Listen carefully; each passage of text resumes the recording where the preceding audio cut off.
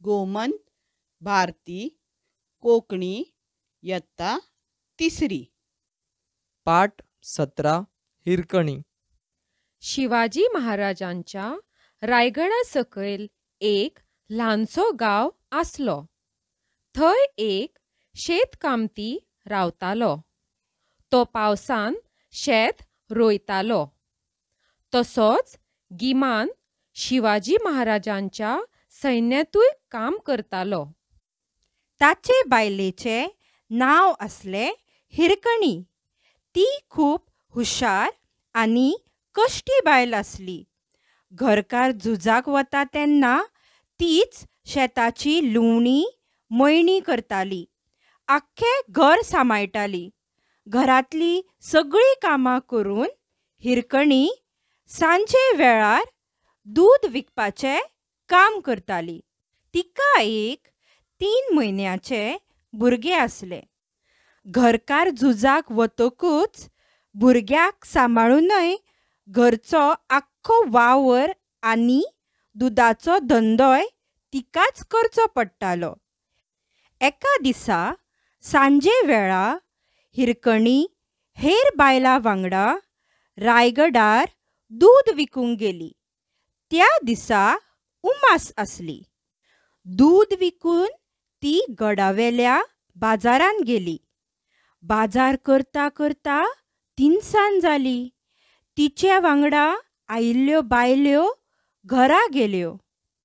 7 वरांचेर गडाची सगळीं दारां बंद करची असो महाराजांचो हुकूम आसलो.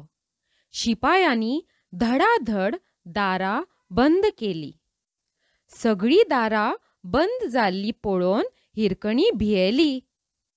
तिका आपल्या भुरग्याची याद जाली. आवयचें दूद मेळ्ळें ना जाल्यार ताचें कितें जातलें? ते रातभर रडून रडून खासावीस जातले. तिचो जीव आकूळ पिकूळ जालो. तिका रडूंक येवंक लागलें. हिरा शिपाया कडेन गेली. काकूटेक येवन तिणें शिपायाक म्हणलें, शिपायदाद, मातशें दार काड. महाराजाचो हुकूम मोडपाचें धाडस कोण करीत? शिपायान जाप दिली. ना ना, आतां दार उक्तें करपाक जायना. जाव रे बाबा, मातसो उपकार कर म्हजेर.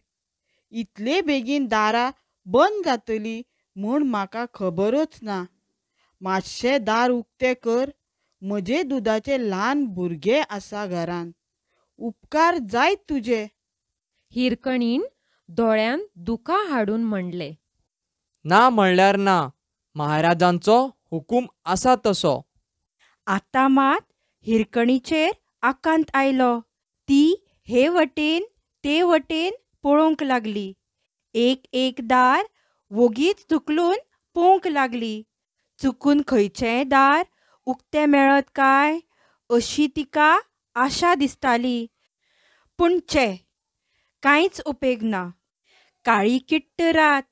किर्रे किर्र किडींचो आवाज आनी पानांचो सळसळ हाका लागून रात चडूच भिरांकूळ दिसताली. पूण हिरकणीक ताचें कांयच पडूंक नासलें. तिच्या दोळ्या मुखार येतालें फकत तिचें पायण्यांतलें भुरगें. दुदा खातीर रडून रडून खासावीस जाल्लें. तिची अवस्था पिशा भशेन जाली. कितें करचें तें कळना जावन आख्खो गड ती परत परत फिरताली. गडाच्यो वण्टी वोगीच सांसपून पळयताली. तिका कांयच येवजना जालें. निमाणें तिणें निश्चय केलो, कितेंय जावं गडा वयल्यान सकयल देंवपच. तिणें पालव घट्ट खोयलो. देवाचें नांव घेतलें आनी वण्टीच्या वयल्या तोंकाक हात धरून ल्हवूच एक पांय सकयल घालो. हिरकणीची नदर सकयल गडाच्या मुळसांत गेली. आवयस, कितली ही खोलाय. पडल्यार एक कुस्कूट लेगीत मेळपाचें ना. देवली जाल्यारूय भिरांत, सकयल काट्यांची गच्च झोपां, तातूंतल्यान भोंवपी जिवाणी. पूण हिरकणीक ताची पर्वाच नासली. तिका फकत ओड लागिल्ली तिगेल्या भुरग्याची. ती घश्टत घश्टत गड देंवपाक लागली. मदींच पांय निसरता, मदींच एक हात सुट्टा, पूण हिरा हताश जाली ना. ती एका सारको देंवपाचो प्रयत्न करताली. मदींच ती सकयल पळयताली. तिचे काळीज धडधडटाले. निमाणे तिणें दोळे घट्ट धांपून घेतले आनी ती आपटत धपटत देंवंक लागली. असो बरोच वेळ गेलो. अखेरेक तिचे पाय जमनीक तेंकले तेन्नाच ती भानार आयली. काटे खुटे, जिवाणी, कोणाचीच पर्वा करिनासतना ती धांवतच घरा आयली. भियेत भियेत तिणें दार उक्तें केलें आनी पळय जाल्यार तिगेले भुरगे थंय आपले आपूण खेळटाले. ताका उखलून तिणें घट्ट धरले. ताच्यो पापी घेतल्यो आनी ताका दुदाक धरले. दुसऱ्या दिसा शिवाजी महाराजांक ही खबर कळ्ळी. तांणी हिरकणीक आपोवन तिचे धिटाये खातीर तिचो भोवमान केलो.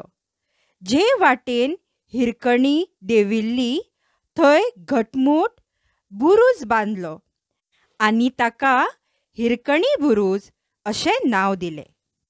आयकात, वाचात आनी कोंकणी शिकात. देव बरें करूं.